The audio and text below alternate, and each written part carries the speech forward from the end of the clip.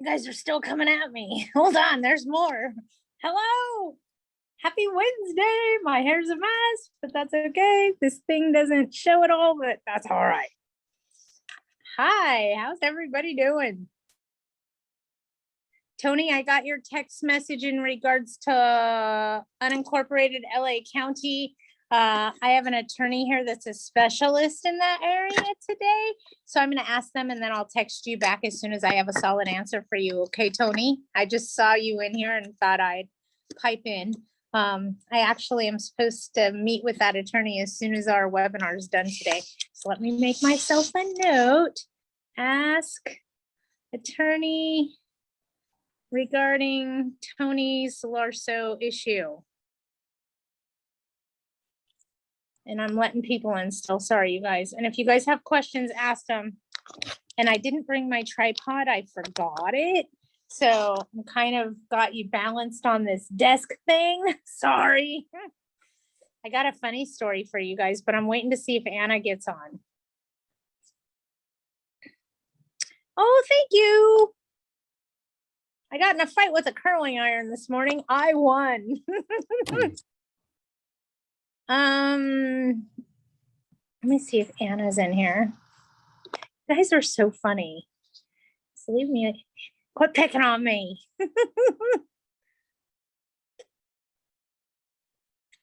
Anna, you're not in here. So I got a funny story for you guys. You guys remember the last time I did a big trade show and somebody brought me a gift and my son was working the trade show with me all day. So we laughed saying it was a bomb and it was ticking and we were scared to take it home. And it's that whole thing of donating any food a tenant gives you kind of thing. So we were a little paranoid. Get all the way home and find out it's Anna. And she gave me some champagne and thank you for that, Anna. Well, this trade show last week, she actually stopped to talk to me. And I knew it was her, so I wasn't scared or nervous about the package that she left for me this time until I got home and I was eating my dinner and I decided to open it while I was eating dinner. And I opened the wrapper and written on the box, it said, as bold as can be careful, this is a bomb. Gee, thanks, Anna. Give me a back. This time, not at the trade show, but when I get home. Thanks, you guys, for keeping me on my toes and making me make sure that I keep firing on all cylinders, because every time I think I'm going to get a break from one of them, one of you lights that up again. So thank you for that. All right, do we have questions? Because I know we have quite a lot. Here we go. Here comes the questions for Miss Patty. Fastavic served a 3-day to pay rent or quit for July of 22 through October of 22. Okay, perfect. For my rent in Huntington Park. Okay. The injunction takes effect December 1st. Will I have a better chance to evict if I file for eviction on December 1st? No. File now. Hold on. The tenant complained that the new kitchen counter wasn't sealed properly. I looked at the gap. It looks like somebody used a knife to scrape the silicone off. How do I handle this? Caulk it again. Do I confront now or just document for my eviction case? It appears that the tenant might be trying to cause water damage. Just go caulk it with some clear caulking, just so that it doesn't raise an issue or a problem. That's what I would do. And then I'd proceed with eviction based on non-payment of rent. And I'm going to tell you guys right now, do not go back any further than April or you are inviting COVID to your eviction. The reality is all of us that have non-paying tenants are most likely going to have to do an eviction to prove that we are the landlord and we can evict. Our government has enabled these tenants to not have to pay us rent for almost 3 years now. So it's going to take some pretty big shifting in order to get their attention and make them realize that they can't keep manipulating the system and doing this to us and that they need to pay their rent. Okay. Hope that makes sense. Hang on, there's more questions, I'm sure. How do I handle this? Do I confront now or just document for your eviction? The tenant might be trying to cause water damage, got the silicone caulking. Go caulk it again and document that you caulked it again. Chances are they're just gonna mess it up. And then serve them a 3-day today for non-payment of rent. See, if no injunctions filed and the county moratorium ends on December 1st, listen to me. If you file a 3-day notice today, and I'm talking out loud, this isn't rocket science, this is us coming up with a plan of action, folks, okay? If you file a 3-day notice to pay rent or quit today, just for the month of November and nothing else, and you can add other months, okay? Just don't go back further than, do not do January, February, and March of this year. You can do April going forward, but don't do January, February, March. That comes with COVID protections, and we don't want to invite COVID, okay? If the injunction is filed or not filed, okay? Work with me here. It is going to take LA County courts about 30 days to just give you a case number and file the case. Did you figure that out yet?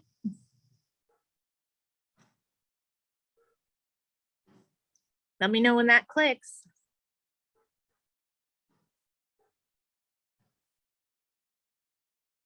Please don't forget that both the Sheriff's Department and the court systems will be closed for the week of Thanksgiving, and then Christmas through New Year's is pretty wonky.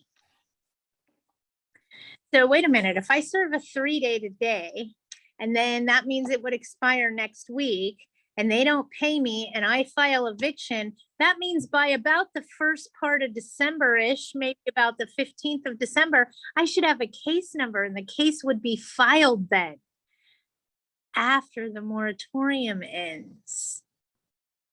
Paying attention? I hope you're paying attention. So LA County courts are taking about 30 days to give us a case number right now, and the slowdown hasn't started yet. So if it were me, I'd serve a 3-day now and get it in the system and get it filed.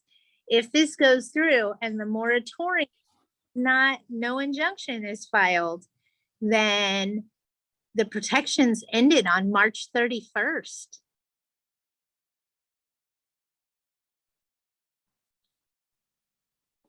Get it? Clicking.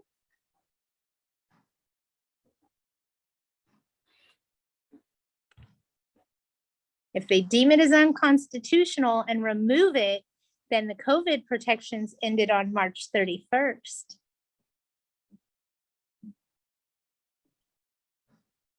I hope that makes sense to you guys. But for me, I am filing 3 days today and getting my ass in the seat as close as I can to start the evictions where I need to. And I'll leave my state with that. We have a tenant who is on the lease, and the second tenant on the lease moved out. Also on the lease are 2 children, but of the first tenant, the one that moved out. But now it appears that the first tenant is now subleasing to 3 additional men. First tenant may move out in March of 23 for 6 months. He's not sure yet. I guess he's following his baby mama to Kansas or not. Their rent paid, they are not behind at all. We have the IDs of the 3 additional men, all illegals. I don't think the owner wants to go through an eviction, but what's the best option for us going forward? If you take rent from those 3 individuals, they then become your tenant.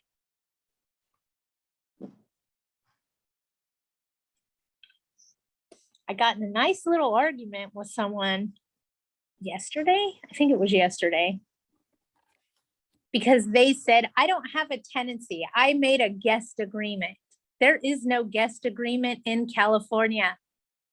If you accept rent or they stay in your property for longer than 30 days, they are your tenants. There's no guest agreement. There's no, yeah. I mean, I could say, I'm going to say this way. And if you guys don't know what I'm talking about, know that I'm speaking in slang. If you do know what I'm talking about, please understand what I'm trying to explain to you. In the state of California, we shouldn't take people home from the bar and sleep with them anymore. Because now if we have a booty call gone bad, we have no choice but to evict them.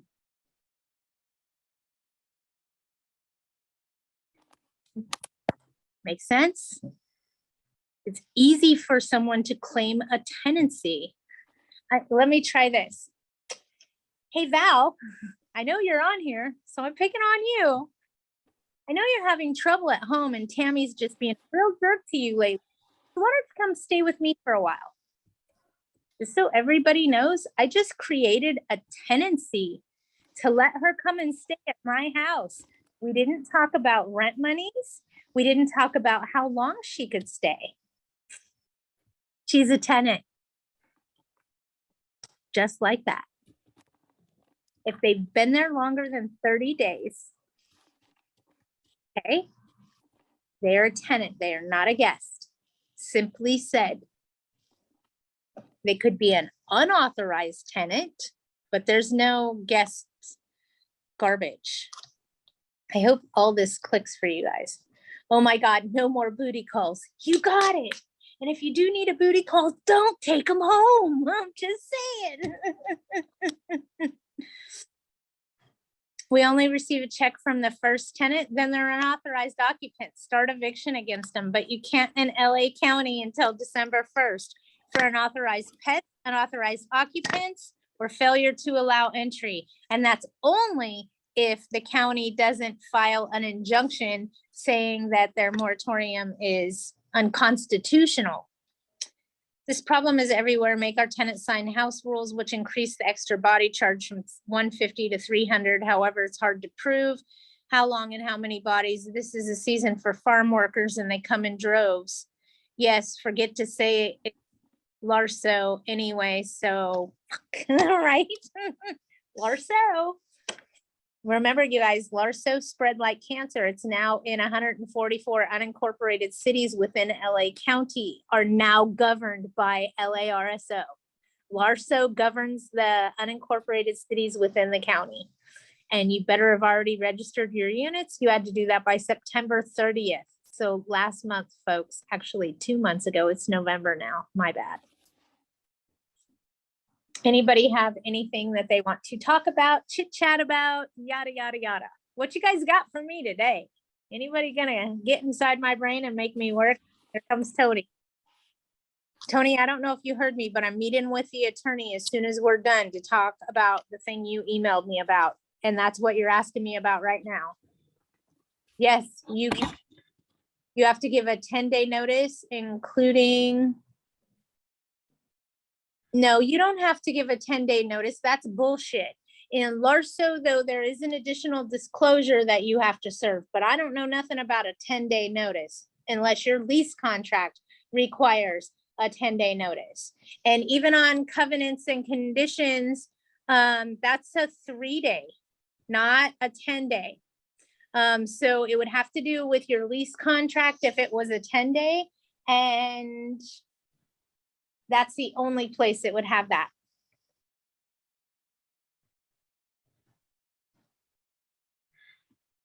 Anthony, you more than likely can do an eviction because they refuse to sign a new lease contract, but it has to be for like terms. In other words, you can't raise the rent $5,000, increase the late fee by $10,000, and make it a term for 20 years instead of a year again. So it has to be like for like terms. You are so calm about these things. I'm freaking out about the tenant creating more damage. Yesterday, he dropped hints about countersuing for stuff. Geraldo, are you paying attention? I'm going to teach all of you something right now. I used to get wigged out. I used to be zoomy of, oh my God, the phone rang again. They're calling back. What do I do? I'm not that way anymore. I'm much calmer now. I've been in this business long enough. I figured out It doesn't matter if you run like a chicken with your head cut off or if you stroll in casually. If your hair's on fire, it's still on fire. Okay. 90% of, wait, what is it?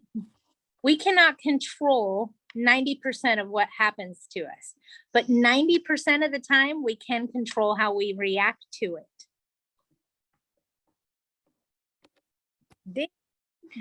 So we can't control what happens, but we can control how we react to it.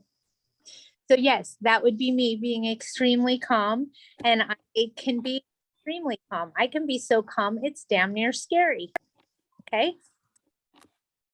There's no reason for you to freak out. And everybody, please hear me when I tell you this and pay attention. You have owner's insurance on your rental property? Oh yeah, you do, right? You pay them every month to cover your asset. Don't fear them now. Make sure you have wrongful eviction coverage or unlawful eviction coverage on your policy. The tenant sues you civilly, guess what? You have insurance. Paying attention? If the tenant sues you for habitability issues, whatever, you have insurance. You call them and you ask them to represent you because you pay them every month. Stop freaking out about it. You can't control it. You can't fix it. All we can do is react to it. And you have insurance. You pay them every month. Make sure your policy is up to date and you have all the coverage you possibly could. Like loss of rent coverage, unlawful eviction coverage. You want me to keep going or are you paying attention yet? You pay them every month to protect you. So what are you afraid of? I hope that comes full circle. Okay. And yes, I am extremely calm. If you want to panic and freak out, I'll let you know when it's time to do that. But right now it's not time to do that. I'll let you know when it comes. Another LARSO, the main house has a garage on the lease, but they do not use it for cars, storage only. The electricity for the garage was connected to another apartment and they noticed recently hiking up their electric bill. Our electrician disconnected it. The option to reconnect it to the front house costs money. The front house is now worrying about his freezer in the garage. Do we legally have to provide electricity to the garage? If it originally had electricity, the answer is yes. Otherwise, it is most likely going to be considered bait and switch. I may have done a stupid thing today. Just one stupid thing, Val? I got you beat. I got 3 stupid things under my belt before I even walked out the front door this morning. I'm sorry. An ex-tenant is asking for his deposit. I texted him back that there was too much damage and his balance was negative. The second I sent it, I was regretful. I suppose I should not communicate via text to a potential disgruntled tenant that expects money back. He has not provided a current address and the letter was returned to me. His home is now up for sale and is vacant. Scary. Not vacant, just get it sold as quickly as possible. With you having a vacant unit, nobody should be beating you up on the price. Okay, it should sell relatively quickly and you may have to fudge the price just a little bit to get it out of your arsenal and on the market like a hotcake. Price gouging. California Penal Code 396 paragraph B specifically states about rental housing during a state of emergency. So that's what we're talking about with price gouging. It has to do with the state of emergency. Considered price gouging is anything that's increased more than 10% while we're in a state of emergency. So we're currently in a state of emergency for the talks. I believe that may be ending here in a very rapid fashion, but I'll tell you guys something. We'll be in a state of emergency for another reason. Trust me, we always are. State of emergency could be for fire, flood, drought, illness. The list goes on. It's ridiculous. Illness, fire, flood, drought, mudslide. I'm trying to think of all the things that we had that were considered price gouging during a state of emergency, and it would be anything during a state of emergency over 10% is considered price gouging. I hope that answered your question. If you need more detail, let me know. I will attack from a different perspective.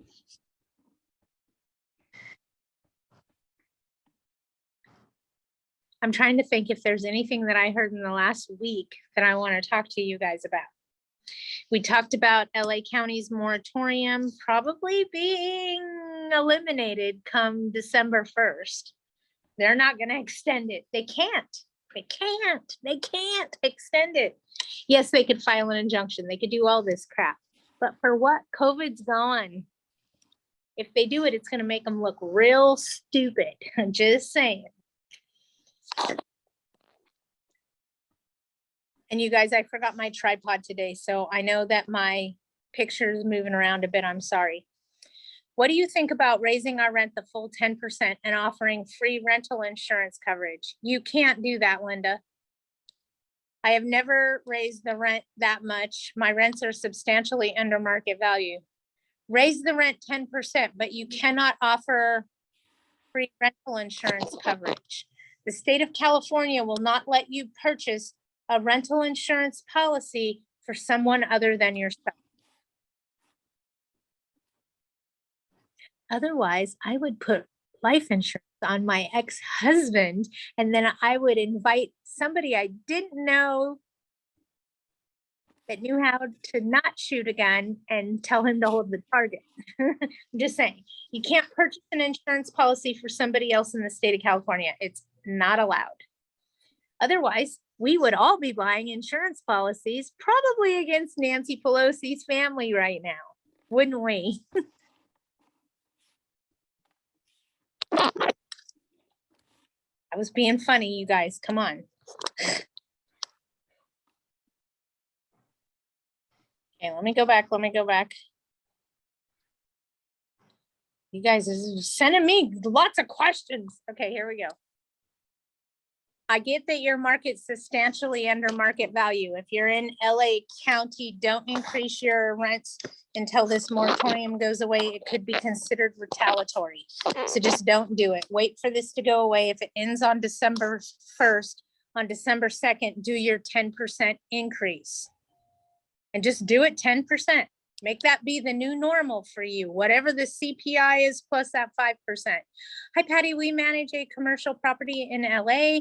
The tenant is a bar restaurant, and they occasionally allow production companies to film on their premises. The owner is very upset with this and is asking us to send them a letter prohibiting them from filming. However, there's nothing in their lease that prohibits them from filming on the premises. What are your thoughts? If they're on a month-to-month contract, you can do a 30-day notice to change of terms of tenancy, adding an additional provision in there regarding them allowing filmmaking on the property. And yes, I said it like that for a reason. Filmmaking. I had one that was involved in the sex industry for a while, and that was a mess. We had to evict them.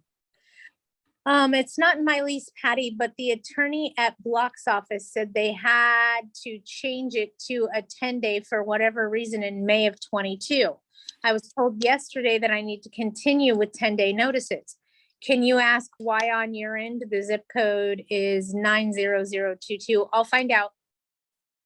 It would have to be what's in the rental contract, Tony, because there's no provisions that I'm aware of in statute for LARSO.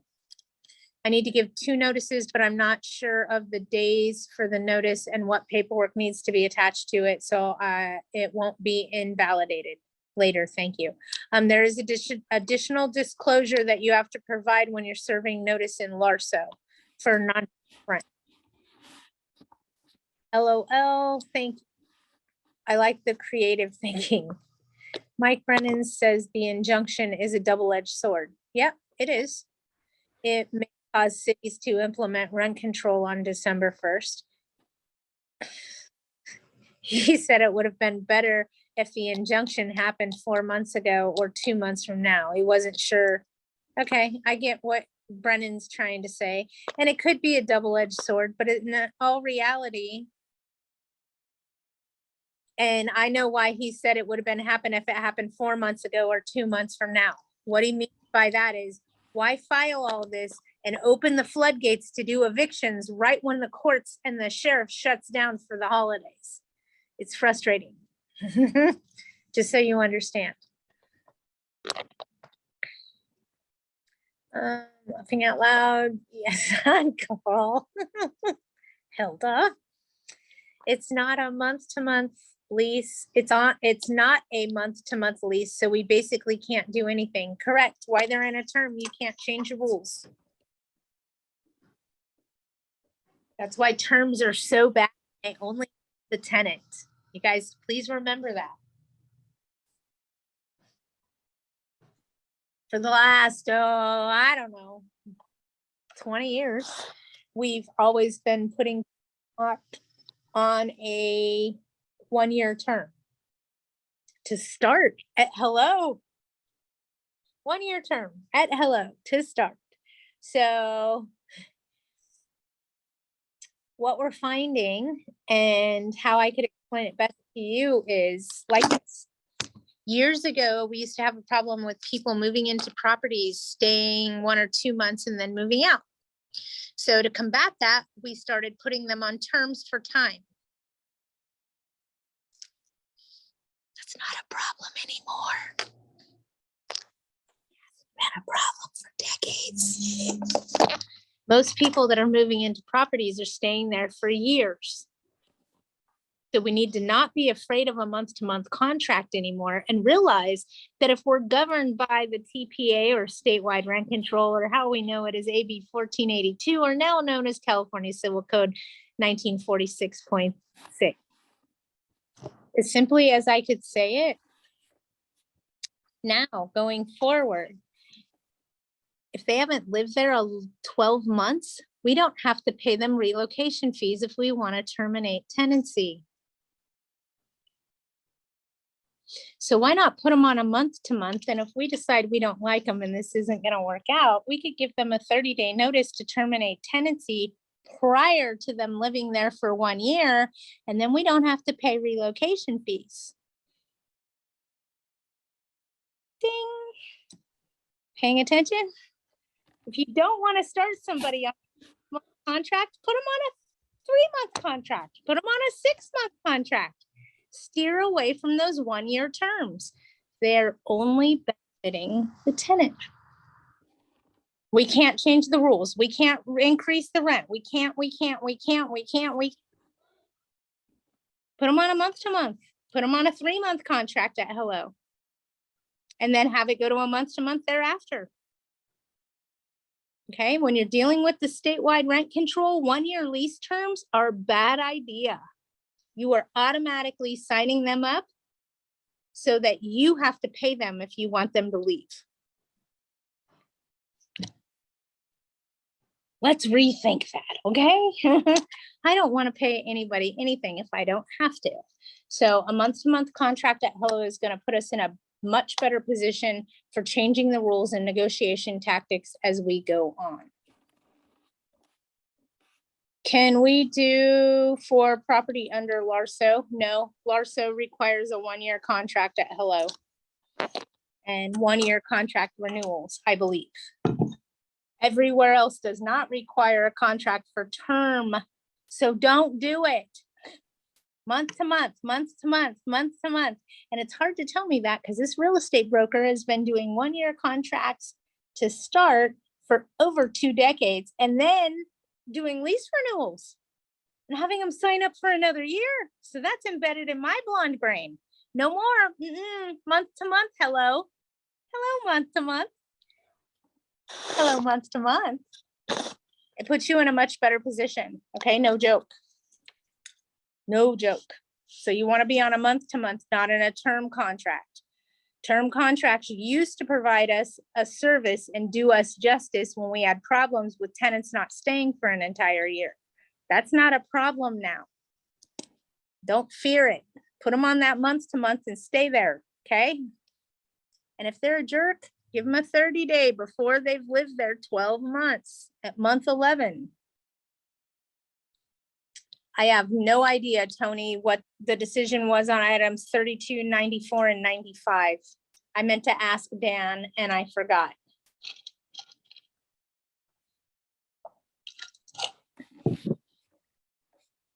And then don't shoot the messenger, you guys.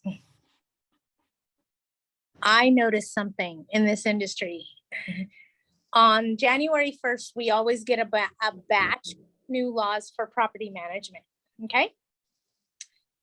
Every other year, we get hit really hard, really hard. I think we got hit hard in 2020 because we got that statewide rent control, okay? And then COVID hit, of course. And then in 2021, we didn't get hit very hard. There wasn't many changes, but we had all those COVID moratoriums going on. So for 2022, we've had a couple of changes, not anything real crazy. 2023 January is coming upon us, so we'll be watching legislation to tell you what to be watching out for regarding rule changes that are headed our direction.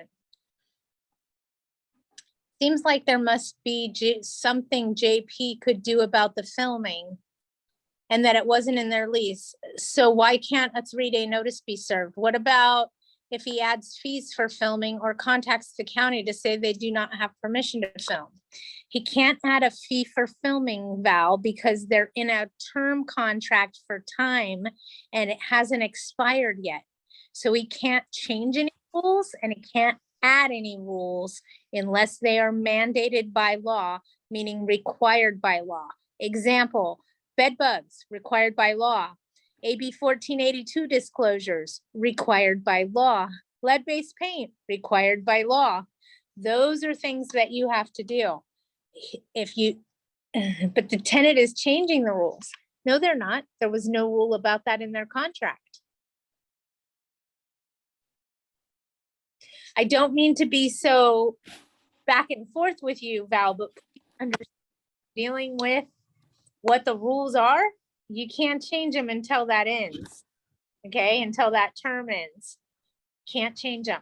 What he could do is I'd find out what the rules are within the county, and I'll give you an example.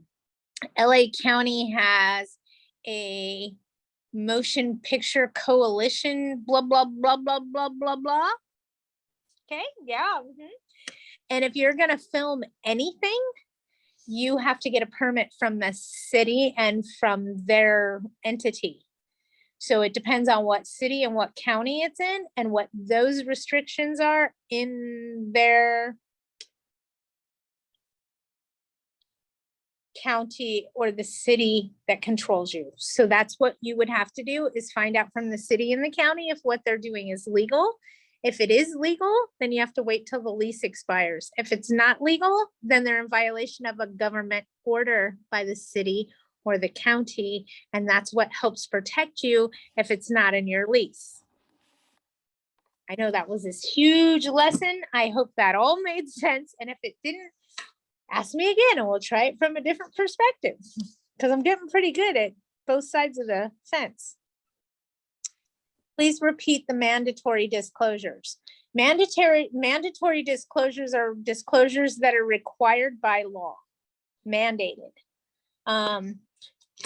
So even if someone is in a lease term, okay, let's say they're in a 5-year lease term and the law changes, okay, and I'm just giving you an example. Don't hold my foot to the fire. In fact, I'm going to give up something so ludicrous, you guys will know it's not true. Okay. Landlords can now charge,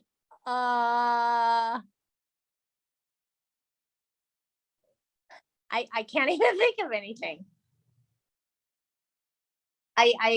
let me try again, okay? Bear with me. Mandated disclosures, meaning they are required by law. We are required by law to notify tenants of lead-based paint, asbestos, mold, bed bugs. These are all mandated disclosures required by law.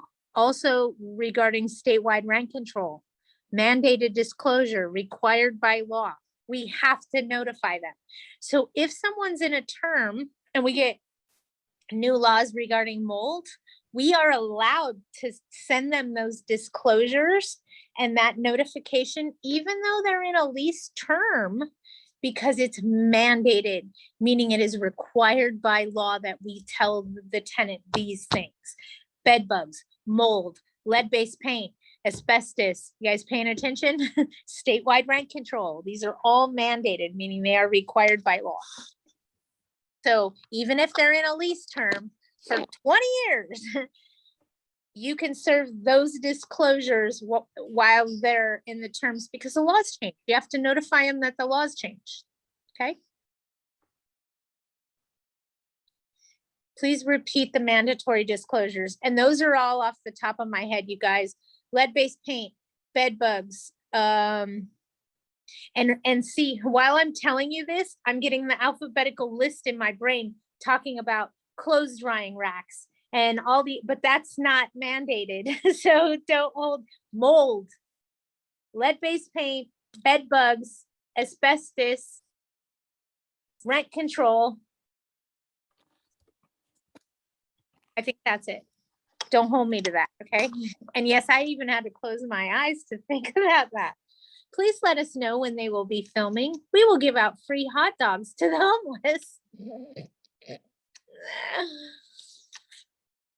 Please don't forget that the Department of Fair Housing made homelessness a protected class in January of this year.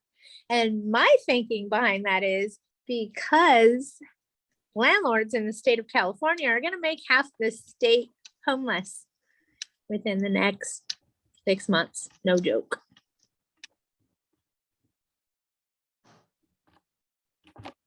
So I found something else out, but I don't want to freak anybody out or cause anybody to go, wait, what'd she say? So I'm trying to behave myself. No pets are allowed at my property. A tenant has a puppy now. Which notice do I send? In rent control, property under RSO in LA. You could serve them a 3-day curable breach of covenant. The second that they give you a doctor's note saying that that's an emotional support animal, it's no longer a puppy. It's now a wheelchair for a disabled person. Don't try to tell them they can't have it.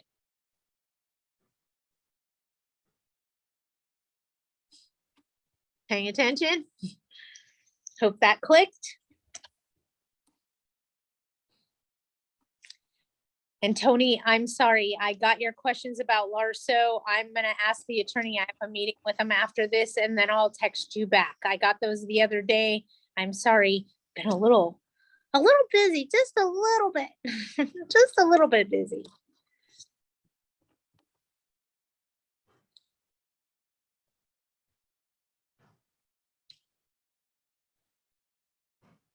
And the reason that what do you want me to tell you, Geraldo? I'll tell you whatever you want to know. No pets are allowed on my property. Tenant has a puppy now. LA County's moratorium says that you cannot evict for unauthorized occupants, unauthorized pets, or failure to allow entry. That's why I went, oh shit. Chances of them telling you that that's an ESA animal is probably going to be much higher. I said I knew what. Tear off the bandage. I love you guys. You want me to tear off the bandage? Okay, check this shit out. No joke. If I submit 10 requests for entry default to the LA County Courthouse, I get 3 back. 7 of them get lost.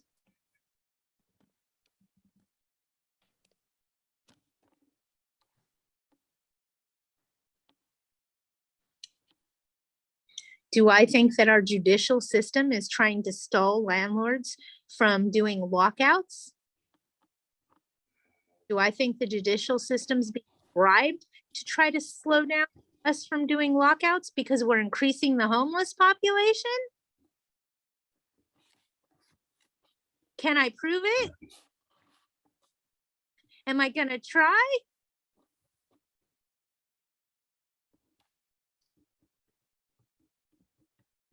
As nicely as I could say this with a great eviction slowdown that's happening. I'm seeing happening within our own court systems. I'm seeing it. I have a feeling that the judicial system has been advised not to be so lenient in giving us our houses back because we're going to make these tenants homeless. That's what I think, but I can't prove it, but it's really, really odd. If I send 10 documents to the courthouse, 3 or 4 go through. And it all has to do with writs of possession and sheriff lockouts. Not anywhere else. So what does that tell me? Is some political jerk trying to slow us down from doing eviction?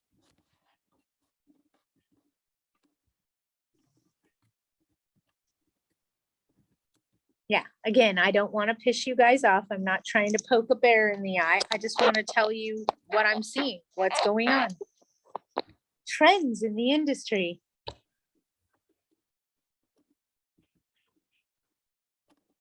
I don't know. I couldn't tell you. I just realized this with 2 attorneys yesterday, where they came in and told me, hey, Patty, did you file this? Did this paperwork get filed? And we started to have a conversation. I looked at them, then they looked at me. We had a conversation with no words where we kind of went, huh, is this odd? Or are we seeing a pattern? So now we're going back and looking and playing that game. I mean, and let's face it, like Val knows, what happens if I do find out that the court was being corrupt? What are they going to do about it? We're the minority.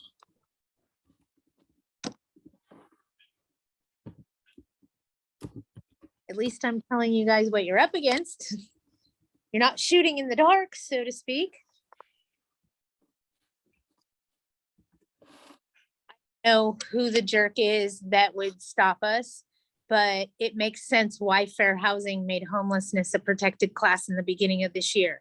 And now that I'm seeing the issue of sheriffs just being inundated with the lockouts and the slowdown with the court, I have no doubt that there's some tomfoolery going on. For those mandated disclosures, I see online the documents in AOA are addendums where the tenant has to sign. What if they don't want to sign? Or do I give it as a change of terms and no signature needed from them? Yes. An addendum is signed at inception of a lease or at a renewal. Notification does not require tenant signature.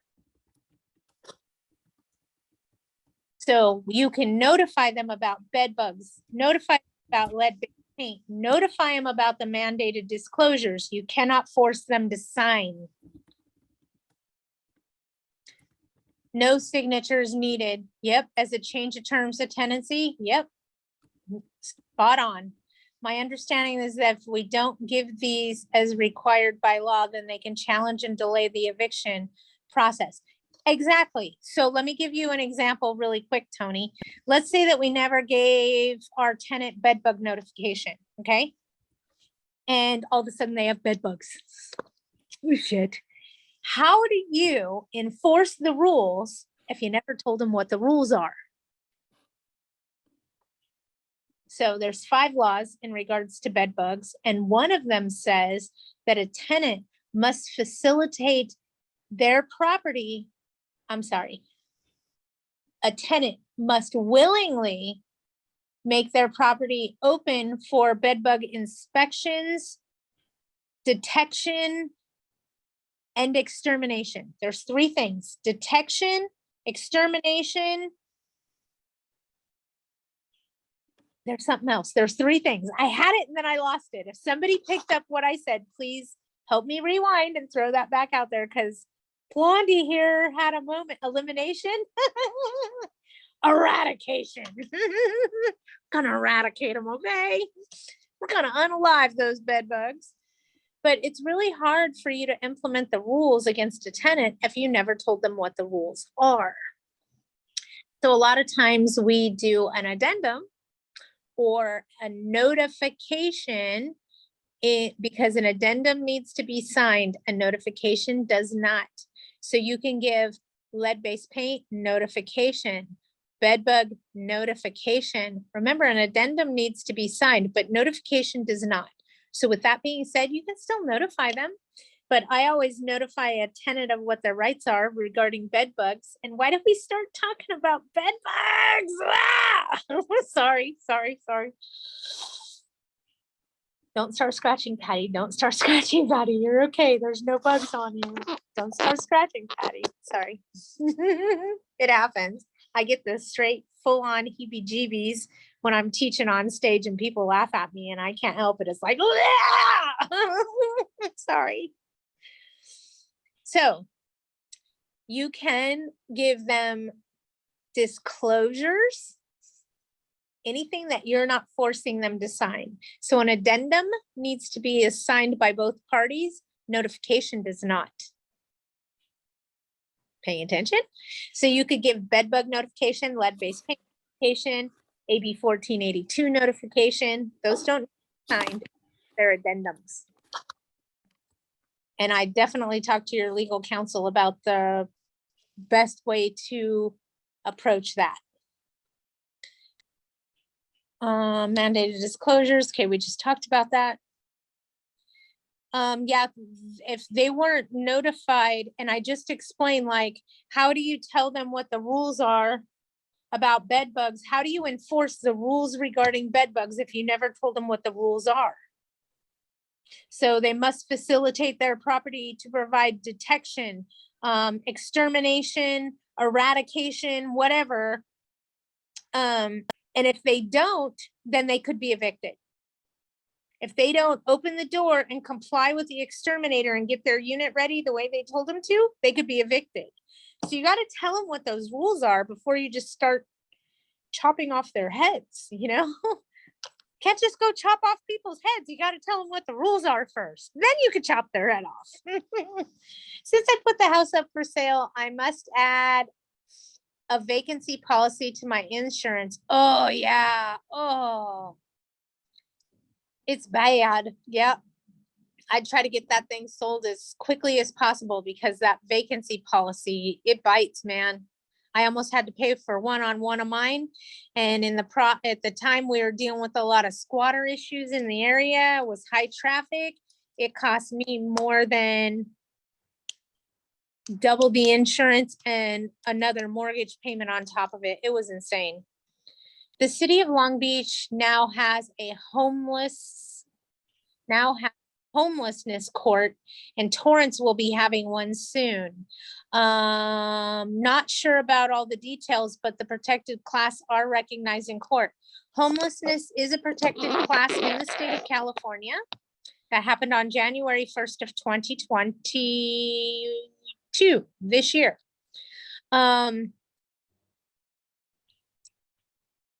It's not just the city of Long Beach, you guys. It's going to be the entire county of LA. It's going to be Long Beach, Torrance, LA. We're seeing a lot of homelessness stuff come about. And they got to do something about it because we're now importing homeless people. And yes, I said that. We're importing homelessness. It's ridiculous. You can come to our country as long as you prove that you're a valuable member of society. If you're going to suck on our resources and cause us strife, you can go right back where you freaking came from. Sorry. I'll be quiet now. I don't think that we should take people in that suck down our resources and so forth. I think that they should be active, achieving members of society and be doing us benefits in order to stay here, not causing us trouble if they want to stay here. If you want to stay, prove it. Be worthy. If you want to marry our country, prove it. If you want to marry our state, show us that we don't want to divorce you next week. How do we probably give these disclosure if we never gave it to them? I only gave them the lead disclosure. These are old agreements. Do we have to serve by knocking, post and mail, or can I just simply mail with pamphlets? No, you're serving a document, Tony, so you either need to do personal service, post and mail, or subservice. You got to go knocking and talking.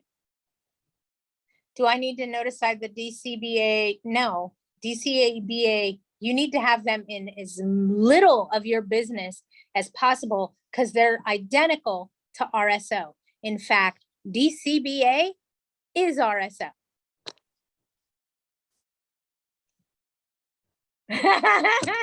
Thank you, Hilda. Have a vacant unit. Should I have exterminator come inspect for bed bugs? Arlene, I'm gonna teach you a secret. I always have a vacant inspected. I'll tell you what. And we didn't have a big problem with bed bugs during the COVID pandemic because none of us were allowed to travel and we didn't have anything to do. So we didn't have a bed bug issue during the pandemic, but they're back now. Let me see what Val asked me and then I'll answer her question. Oh, it wasn't Val. I'm sorry. It was Arlene. I always have a vacant unit inspected for bed bugs. Let me tell you why and how that helps you. There's 5 new civil codes regarding bed bugs. One of them says that a landlord can't knowingly rent an infested unit. Duh. Here's the problem with that. One of the #1 causes of bed bugs are from moving vans. Think about it. Okay. With that being said, what ends up happening is the tenant is going to move into your property. They go hire a U-Haul and they put all their crap in that U-Haul.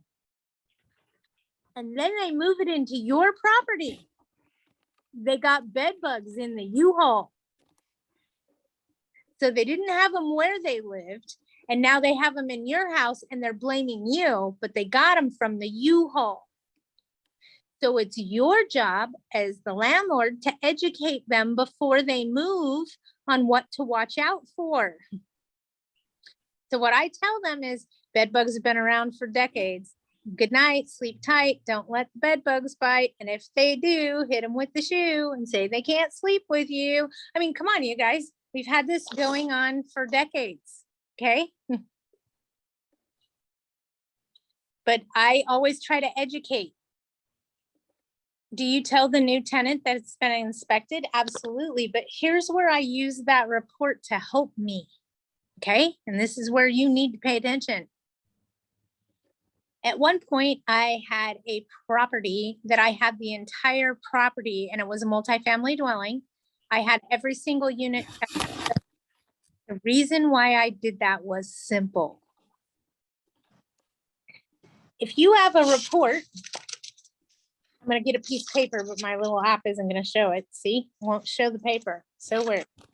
You have a report on this day at this time saying there was no bed bugs in that property on this day at this time. And 5 years from now, you have a problem. Guess what? You can prove that the problem came after you had the property inspected during your tenant's tenancy. And you did not provide them infested.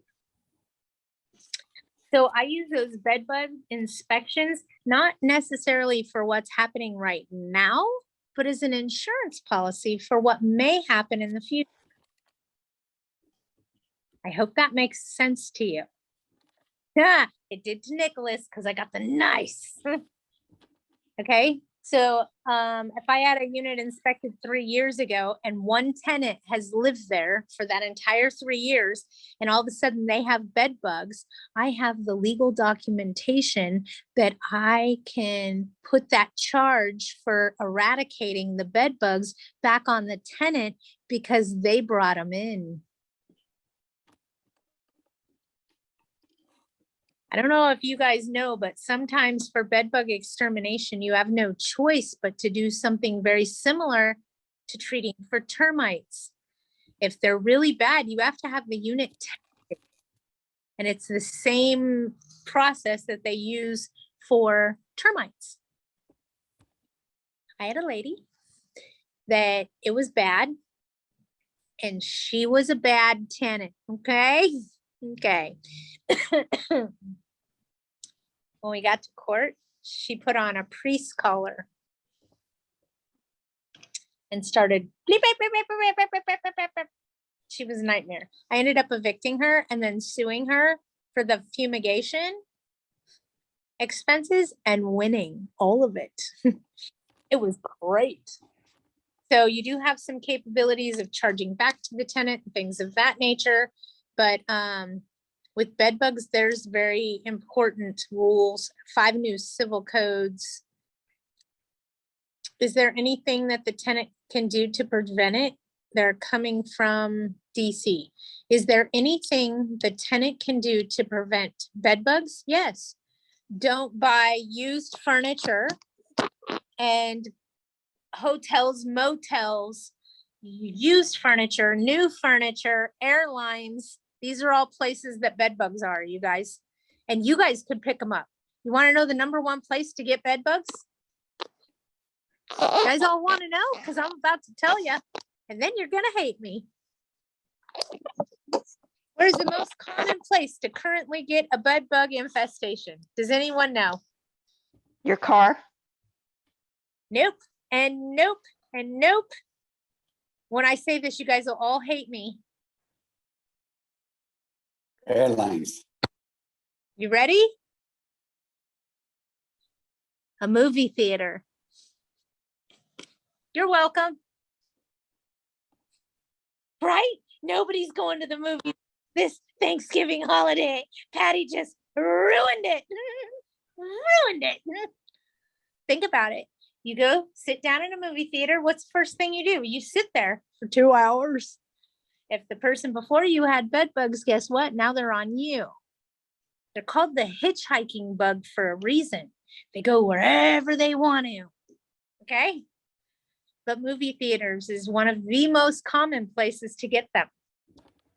They don't discriminate. They're not just for people that are dirty or filthy. Get that thought out of your head. You can get them from airlines.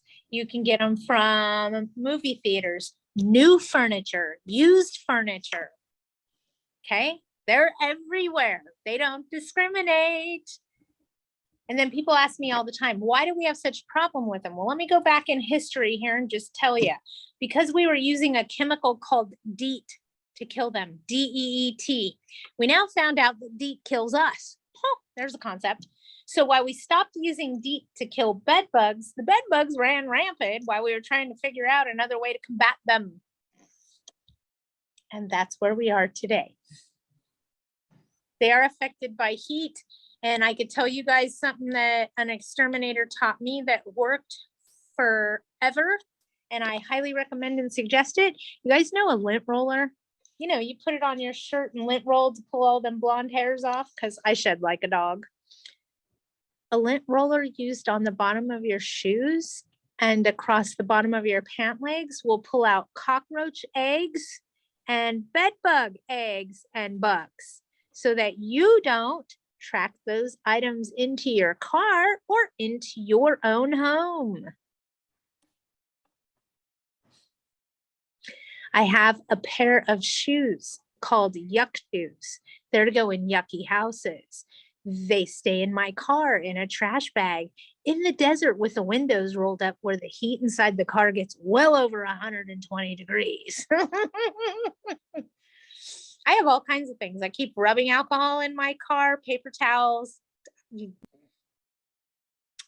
in property management way too long when you have a box of Kleenex that says for when you need to pick up icky things.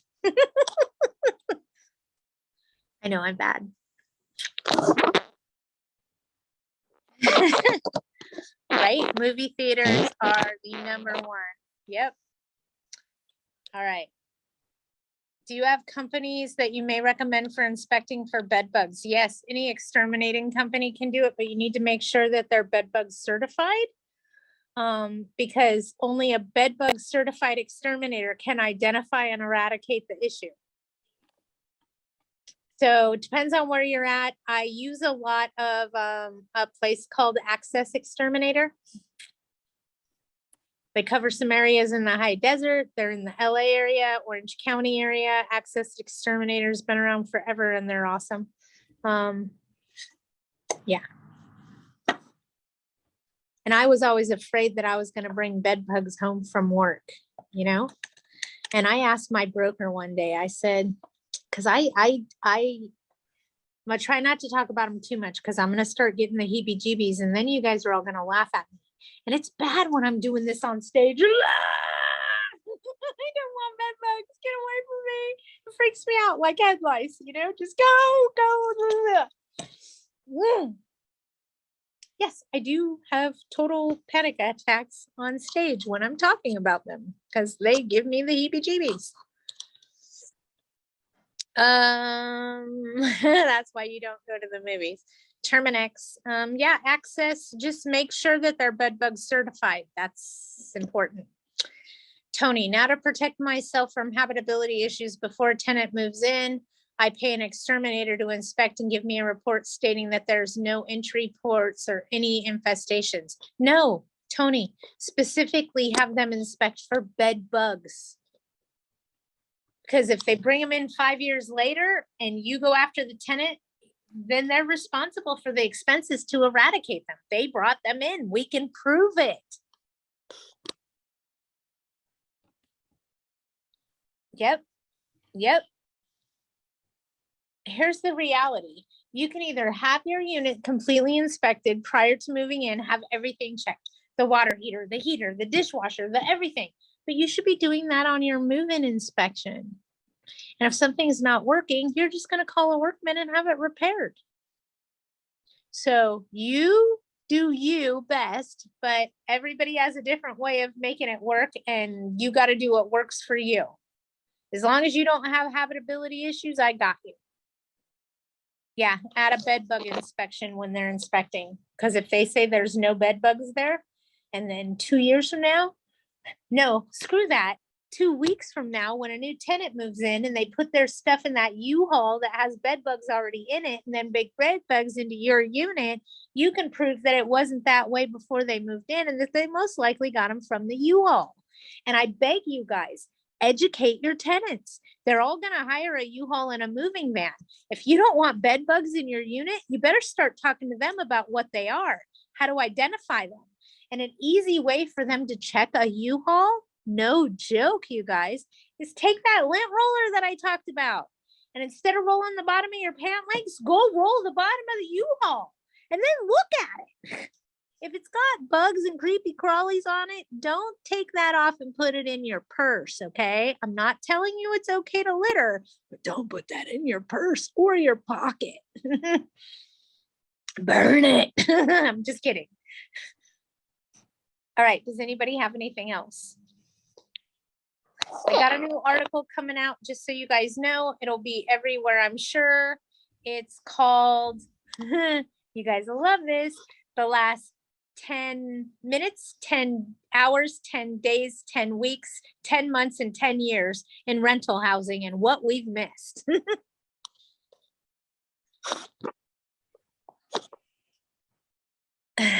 Yes, vote. Brennan has the new 3-day notice for rents owed from April of 2022 with the additional disclosure. Thank you, Tony. We'll see if AGLA puts that out. Everybody will have it out real quickly here. And yes, you guys, I can encourage you. Somebody told me Gavin Newsom's running for president in 24. Please don't allow that to happen. The man has screwed up our state enough. We don't need him screwing up our nation as well. And that's just my political opinion that I should keep to myself, but Gavin Newsom has not done us any favors.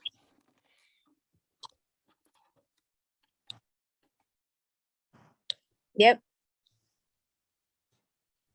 All right, you guys, I'm going to end this for today. Thanks for joining me. If you have any questions or concerns? I'm loving seeing all this. Sane red, not cuckoo red. There is no cuckoo red. That's all a figment of their own imagination that they're trying to make some of us out to be monsters and we're not. That there's no cuckoo red. Don't feed into that BS, okay? We're not acting like a fool. And whoever broke in and tried to bust up Nancy Pelosi's kneecaps and got her husband and said, you're sick and twisted. Because just because you don't agree with somebody doesn't mean you go cause them great bodily harm. That's mental, okay? That's an issue. Right? Just because you're angry or frustrated, you just don't go break kneecaps. We're not in the mafia, folks, okay? I'm just saying. If that were the case, we'd have a whole different kind of eviction court going on right now.